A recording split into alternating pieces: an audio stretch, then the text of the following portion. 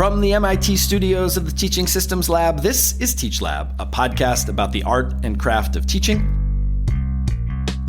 We're well into fall now, and I hope you're having a good one. If you're a teacher, as many of you are, I hope you're enjoying the time with your students as the semester wraps up. This is our first episode since we finished our mini-series, The Homework Machine, about AI and K-12 education. The series got a lot of attention and listens, so thanks to all of you who told a friend or a colleague about it.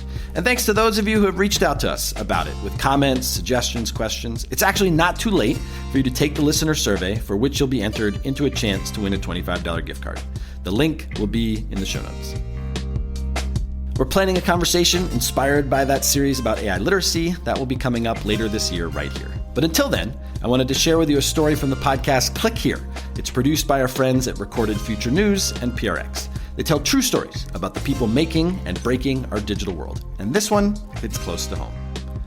Over the past year, they've been documenting the digital and cultural erasure of Uyghurs in China. As part of that series, they follow one man who set out to preserve his culture the old-fashioned way by opening kindergartens that celebrated the Uyghur language. And then, almost overnight, those doors were locked, and the school's founder went from teacher to enemy of the state. Sean Powers reported the story, and Dina Temple-Raston, the host of Click Here, brings it to us. Abduweli Ayyub had a simple dream. He wanted to open a kindergarten, a small, joyful place where kids could laugh and learn and speak their own language. I started in 2010. First, I wrote about it. First, I wrote my dream and what it looks like and how we do this and all of my idea. In most parts of the world, that would have been a sweet origin story. But in northwestern China, it was more complicated than that, something Abduweli didn't fully appreciate at the time. Perhaps because he was so busy doing what dreamers do. He scribbled down his vision, found a few backers, gathered a handful of wide-eyed toddlers, and opened the schoolhouse doors. And at first, the hiccups were the kind you'd expect at a preschool. On the first day, the one kid, she wet her pants. I cleaned it because, the parents, because the parents didn't give me diaper. After that, he kept a supply of diapers on hand. And before long, word spread about Abduweli's little school. Parents lined up, literally, hoping for a spot. Yeah, we have 3 years of waiting list. Just imagine. So he opened a second school, and this one had a name, the Wisdom of Happiness. We call it Wisdom of Happiness because we want kids to be happy. But in China, happiness in the Uyghur language can be interpreted as defiance, and defiance can be dangerous. The Wisdom of Happiness got you in trouble. No, the happiness put me in real trouble. Because the language those children were speaking was Uyghur. And in Xinjiang, preserving your culture, your language, isn't seen as an act of pride, it's seen as an act of protest.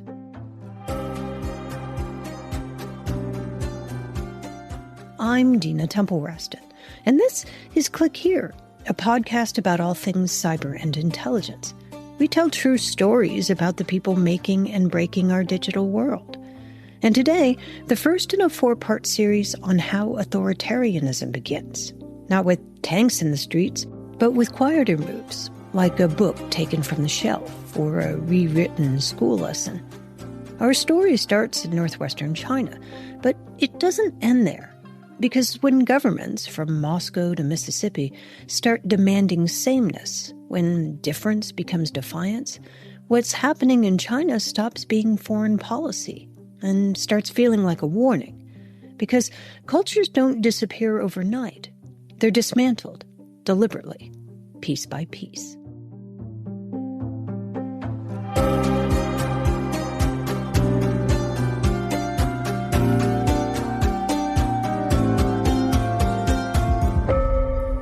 Stay with us.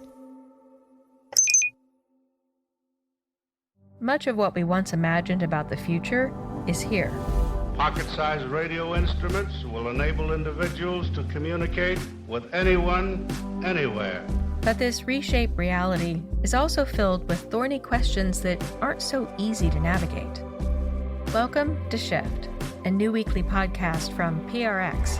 I present to you Electro, the Moto Man. Ladies and gentlemen. I would say that one of my greatest skills is my ability to interact with humans. I'm your host, Jennifer Strong. You can learn more at shiftshow.ai. You're listening to Click Here. I'm Dina Temple-Raston. If you were to tell a young Abduweli Ayyub that his people were oppressed by the Chinese, he would have been surprised to hear it. I didn't feel any discrimination when I was really young because there is no Chinese to discriminate us. Han Chinese make up about 90% of China's population. But in the far northwestern reaches of the country, where Abduweli was born, most people are Uyghur, a mix of Turkish and Asian ancestry, a Muslim minority with their own culture and language. In fact, for Abduweli, Chinese was literally a foreign language. I don't know Chinese speak Chinese. I assumed all of the people are speaking Uyghur. Was Chinese sort of like a foreign language? The same way we might take French or Spanish? Yes, or it's a foreign language, yeah. One of the foreign, Got it. Yeah. But as he got older, he did start to notice some small things, like no one in his school books looked like him. And I asked my father why, and he said that don't ask these difficult questions. You will understand when you grow up. So when I was young, I really wanted to grow up because I really wanted to know.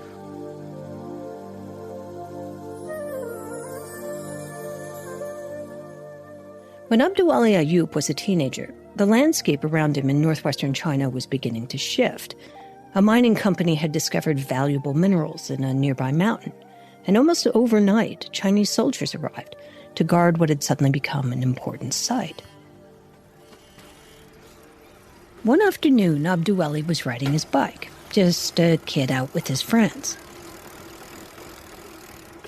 Chinese soldiers were a fixture in Xinjiang by then, and everyone knew the routine. You pass them, you stop, you nod, you show respect. But that day, his friend looked at him and said, "I dare you, ride right past them. No stopping, just pedal."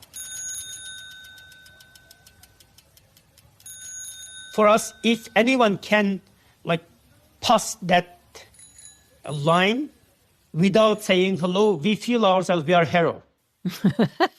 It was a game. Yeah, it was a game. We are kids. How do we know? The soldiers weren't playing. They surrounded Abduweli and beat him with sticks and the butts of their guns. His father had to pull them off. That night, Abduweli couldn't even sit down. But it wasn't just the violence.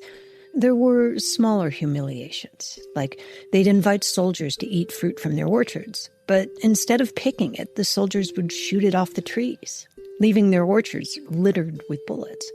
Or they'd shoot people's pets. It seemed just for fun, just to remind everyone who was in charge. Even the local library wasn't immune. One day, Abduweli walked up to the desk and asked for books in Uyghur, and the librarian looked at him and said they were gone. She said that I couldn't give you those books because those books are banned. At that time, she cried because very few books, and the books are banned. That's how it starts. Not with explosions, not even with words, but with missing books. A quiet dismantling. Abduweli's father had always been loyal to the Communist Party, but after that beating, Abduweli started noticing these subtle shifts in his dad. Before, my father just collect books randomly. Then he started collecting books deliberately. And before, he doesn't read a lot about history. Then he started to read about history and then talk about it. His dad kept those books in a secret box, his own quiet rebellion against forgetting. And that small act of defiance planted a seed in his son. When it came time for college, Abduweli chose linguistics. He'd started to understand the power of language, and he wanted to protect it, and preserve it. Eventually, that took him to graduate school, in Kansas of all places. It was a long way from Xinjiang, but the questions that haunted him about identity and belonging, they came with him. And then something happened, something small and personal, but it hit like a lightning bolt. It happened after he enrolled his daughter in a local Kansas preschool. When she came, she speaks Uyghur fluently. She was perfect in her Uyghur, but she lost her language in the US in 6 months. 6 months. And while this was something he'd been studying, it felt different when he saw it happen to his own family. As a linguist, I knew how language will disappear. Like 3 generations, blah, blah, blah. Like this is a theory. I know how language will die. That's my major. But when it came to me, when my daughter lost her language in 6 months, and I said, no. And that was the moment he realized that language isn't just how we speak. It's how we remember who we are. It's how identity takes root. And once he saw that clearly, he started to see something else. That language doesn't just bind families, it binds culture and movements. It builds solidarity. It makes organizing possible. As Abdiweli put it, language is what turns lots of grains of sand into stone. Like the language is just like small pieces of the sand. And language just collect us as a stone, bind us together. And if we don't have that language, everyone can step us, can destroy us, can do anything. And do you think that the Chinese government understands this and that's why they're trying to sort of stamp it out? Yes, they understand this. Like they want us to live as individuals, as a 12 million Abdiweli and 12 million guys, not as a nation, as a people. And it was there in Kansas, in the land of yellow school buses and PTA meetings, that Abdiweli had this idea. He knew that language didn't begin in textbooks. It started way before that, on playgrounds and lullabies, in the first words spoken at home. Yeah, and then I remember that, do we have a Uyghur kindergarten? No, there is no Uyghur kindergarten. All of the kindergartens are Chinese kindergarten, like quote-unquote bilingual kindergarten, but in reality it's Chinese kindergarten. Because of kindergarten, we are losing this language. And that's when it hit him. If the loss begins that early, maybe the solution does too. Maybe a preschool could keep the Uyghur language alive.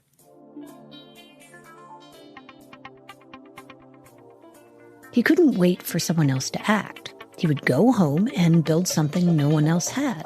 A school where Uyghur would be the first language children heard, not the one they forget. A quiet rebellion. And then I thought that, this is the way. Let me start with this.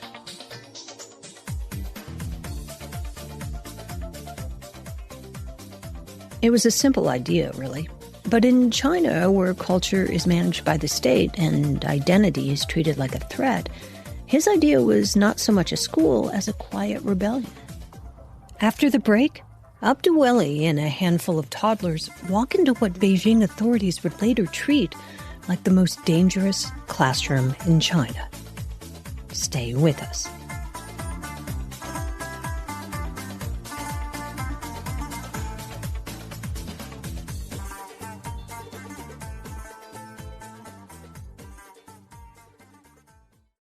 Much of what we once imagined about the future is here. Pocket-sized radio instruments will enable individuals to communicate with anyone, anywhere. But this reshaped reality is also filled with thorny questions that aren't so easy to navigate. Welcome to Shift, a new weekly podcast from PRX. I present to you Electro, the Moto Man. Ladies and gentlemen. I would say that one of my greatest skills is my ability to interact with humans. I'm your host, Jennifer Strong. You can learn more at shiftshow.ai.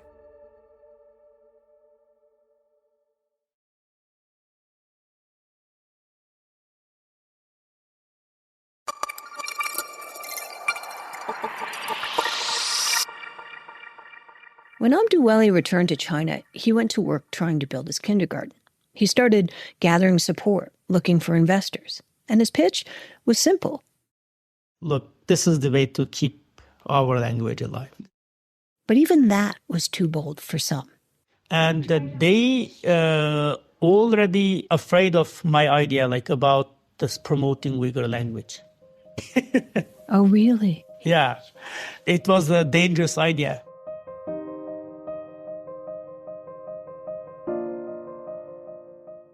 Abduweli wasn't breaking the rules. He was working in the margins, teaching children in Uyghur before the law had a chance to say he couldn't. The Mandarin language was mandatory in primary school, but for kindergartens, the rules weren't so clear.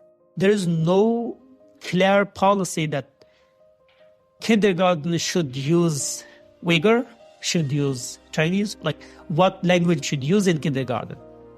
So he slipped in through that gap. Finally, his brother took a chance on him and invested $80,000. And then, in another stroke of luck, a friend offered him a building for the school. Abduweli started recruiting, just 6 students to start. And with that, the first Uyghur language kindergarten was born. And they gave it a name that mattered. We call it Nurhan. Nur means light. Han means king. Light of king. It looked like any kindergarten, with nap time and snack time and then music time.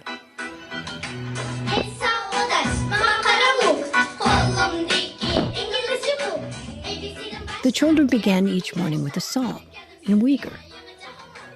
Not a protest song, just a melody in their own tongue. And for Abduweli, that was enough. He'd sit in the front row smiling, because this wasn't just music. This was language, alive and out loud.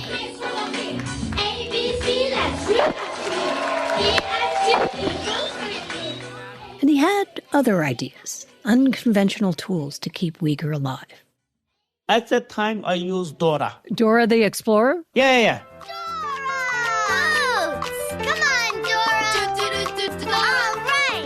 Why I use Dora? Because there is an English part and there is a Spanish part, right? Right. The Spanish part I use Uyghur. Wow. You just dubbed it over. Yeah. It wasn't flashy, but it worked. After a few short months of this, they got some official visitors. State security officers showed up asking for names and phone numbers and the list of parents who dared to send their kids there. I expect that to happen, but not that quick. And when they left, what went through your head? I felt happy that they couldn't really understand my writing. What do you mean? Because I was not only writing about like the linguistics or kindergarten or something like that. I was writing about also about human rights. What should we think? Why should we think that way?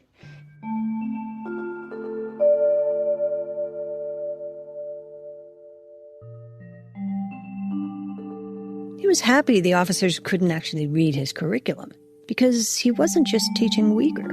Abduweli had another goal: to teach kids how to think. Not how to recite, not how to follow orders, but to ask questions, to wonder and to doubt. Because when he had first started working with the kids, something felt a little off. They didn't act like kids. They followed every instruction, immediately, without exception, without complaining. There was no whining, no negotiation, no, oh, please, 5 more minutes. He'd call out nap time and they'd come right in and lie right down. If you've ever met a 3-year-old, you know this isn't how 3-year-olds work. So he pulled one of the parents aside and asked, why? Why are they like this? I said, why your kids just listen to my word really carefully, just not act like a kid? She said, it's because of the former kindergarten. If the kids don't listen to them, they just beat them. That's why she's afraid. These kids learned that behavior. It's because of Chinese education. In Chinese schools, asking questions and standing out isn't encouraged. It's discouraged, actually, systematically. Fitting in isn't just a cultural expectation, it's policy. So obedience is woven into every lesson, right alongside math and reading. And that's what made Abduweli's next decision feel almost radical, maybe even revolutionary. He gave the kids choices. No more forced naps, no more because I said so. They could choose what to eat, whether to sleep, whether to speak. It was a kindergarten, but it was also something else, a place where children were learning what it meant to be free. So we didn't only teach kids language, we teach kids how to be an independent human being. We gave them choice. So this was a kindergarten, not just of Uyghurness, but of love as well. Yeah. It worked. The school took off. 6 kids became 24, then 100, then several hundred. I didn't do any advertisement, but people, I don't know, how do they learn? And then people started coming from different cities. Come and they recorded the schools and they make a video and they spread it on their smartphone. It spread hand to hand, phone to phone, mother to mother. And the kindergarten stopped being just a kindergarten. It became a movement. They started calling it the Mother Language Movement. A quiet revolution, one classroom at a time. But movements, even quiet ones, don't go unnoticed forever. When they moved to open a second school, the new director did something different. He filed for a permit. The government said no, so he posted the rejection letter online. He rejected by local government, and then he posted it online. And then it became a social phenomenon. People all started to talk about it. And then it went viral. The thing is, Abduweli never filed for a permit for the first school. He knew they were safer under the radar. But the director of the second school took the opposite approach. Each day he applied again. Each day he was denied, and each rejection posted. What started as digital dissent slipped into the real world. People started to gather at the government offices, demanding answers, wanting accountability. And eventually, the government blinked. The school was approved. And while it felt like a win, it wasn't a safe one. Because in going public, the director had crossed a line, one Abduweli had spent years carefully navigating. And the response was swift. Police began harassing the staff. One by one, they quit. Then the director himself stepped down. And finally, the landlord pulled the lease. And then, the place we rented, she said that I'm not going to rent this place anymore. And we said, we have 5 years contract. Our school paralyzed because we can't get that money back. They had to shut down, though pieces of it were still there. Blankets, toys, stacks of children's clothing in heaps in empty classrooms. Things that kids had touched and played with, but were left behind because their parents were too afraid to retrieve them. We had 2 big rooms full of the students' clothes and the students' quilts and the sheets. 2 rooms full of those items which students use in daily life. Think about it. And he did. The movement had grown too quickly, too publicly. And now it felt like it could break, or worse, even explode if people heard about the shutdown. Because, look, there are online 1.5 million people are following us. They will take some action against the government. Bloody clash will happen.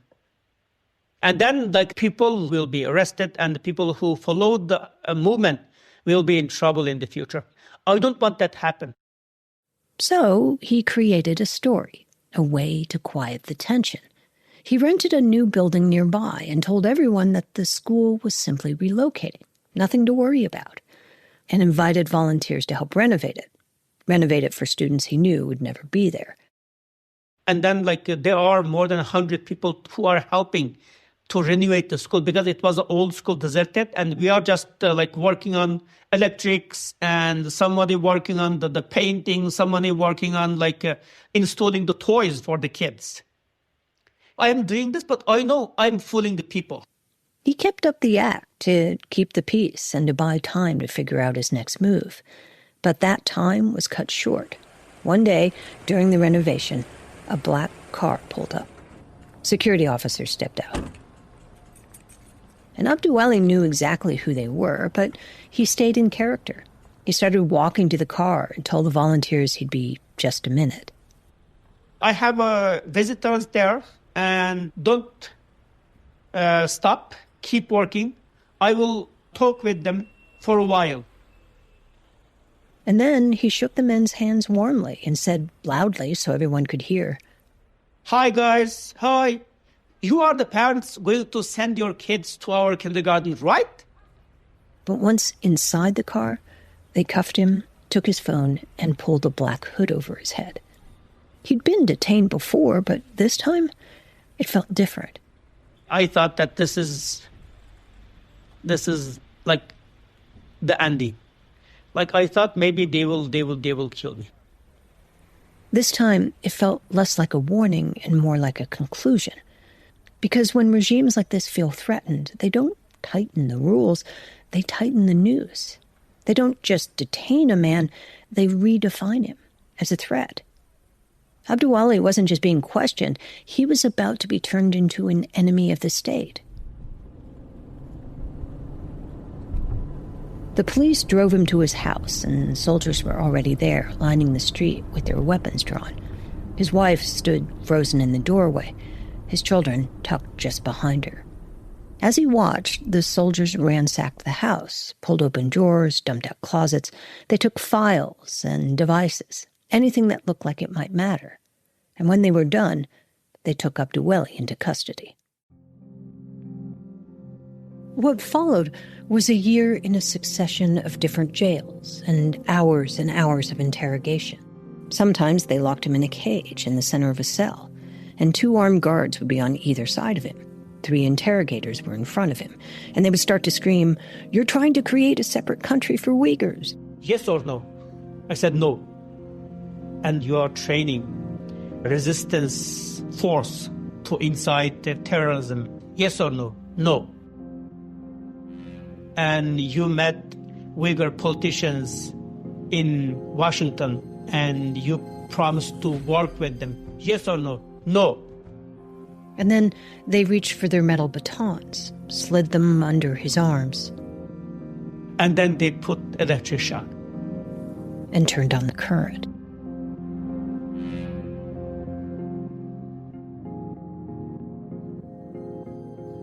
They did other things too, but Abduwali didn't want to talk about them. Some of it, he said, he'd rather forget. Eventually, he was sentenced. He got 18 months in prison and ended up serving 15. And when he walked out, the world he stepped back into wasn't the one he remembered. I found the Uyghur homeland changed completely, just like day and night. Every Uyghur neighborhood, every 500 meters, there's a checkpoint, and every 10 Uyghur family controlled by one guy. Each block had one guy assigned to watch the families. There were cameras everywhere, making it clear that every word might be recorded. Uyghurs now had to carry a special ID card. And if the authorities had accused you of wrongdoing, every time the card was scanned, a special sound would ring out. When you swipe your ID card to get on the bus, and then do-do-do-t, the sound. It was like a scarlet letter, he says, a digital tone that told everyone nearby, this guy has a record. And with that sound came some limits. He couldn't get a job. He couldn't rent a house. He began to fear for his family's life. So when a friend told him about a translator job in Turkey, he didn't hesitate. In 2015, Abduwali quietly left the home he'd worked so hard to preserve. and he's been in exile since then. First in Turkey, now in Norway, where he lives with his family. But even from afar, he hasn't stopped trying to help his people. He collects the stories of other Uyghurs who fled. He writes children's books, stories about memory, about identity, about home. And he keeps telling his own story, even though his family wishes he wouldn't. My older brother said that you have to stop and you shouldn't talk because of it will be dangerous for us. And then he got proof that his brother wasn't just being an alarmist. While visiting a fellow Uyghur exile in Turkey, he got the news. His sister had been arrested back in China. And I felt really sad. And look, I just walked about 20 kilometers from his home. I walked back to my home. I couldn't even think to take a bus or take a taxi because,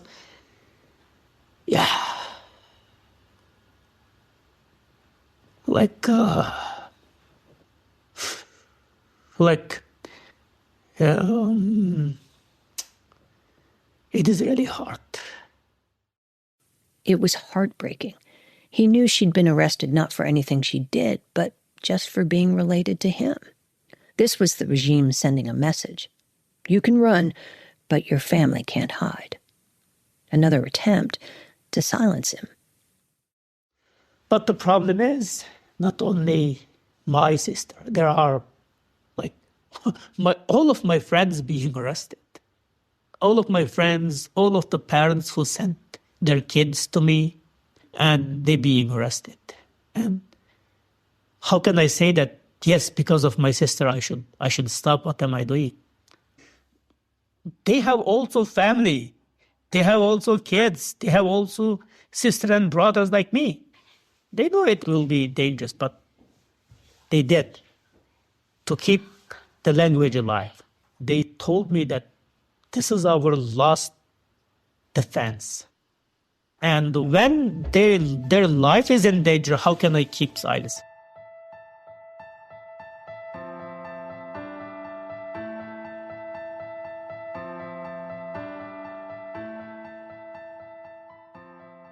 The schools he built? Gone. The first was turned into a re-education camp. The loophole he'd once stepped through? Closed. Mandarin is now the required language for all kindergartens in China.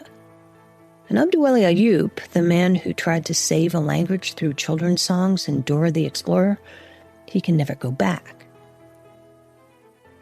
So here's the thing about Abduweli's story. It didn't start with handcuffs. It started with silence, with books quietly disappearing from library shelves, with preschool lessons scrubbed of native words. Before the arrests, before the black hoods and interrogations, the cultural erasure was already underway. And we'd like to think that couldn't happen here, that democracies are different, that our systems are stronger. But that's what Abduweli's father thought too. Keep your head down, follow the rules, you'll be left alone. And he was wrong. More than 1 million Uyghurs are believed to have been detained in camps across far western China, cut off from their families, their culture, their language. We asked the Chinese embassy in Washington about Abduweli's story, and they wouldn't address his case directly. But in a written statement, a spokesperson said that, quote, people of all ethnic groups in Xinjiang fully enjoy economic, social, cultural, civil, and political rights, and that Xinjiang was, quote, a prosperous and stable place. But stability is not freedom, and silence is not peace.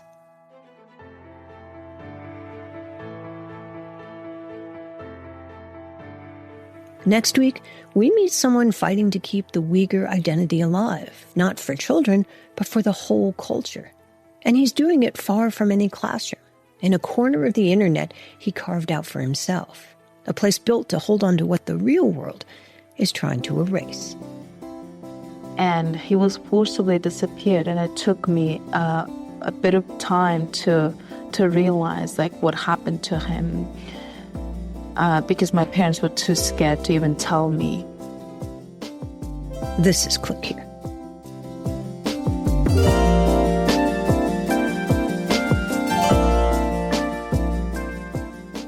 That's Dina Temple-Raston, host and managing editor of the Click Here podcast from Recorded Future News and PRX. Sean Powers reported the story and produced the episode. Click Here, the show, tells true stories about the people making and breaking our digital world. New episodes come out every Tuesday and Friday. You can find Click Here wherever you get your podcasts and starting in 2026 on selected public radio stations. I'm Justin Reich. Remember to check out the show notes for a link to our listener survey and for a chance to win a $25 gift card. Thanks for listening. We'll be in touch.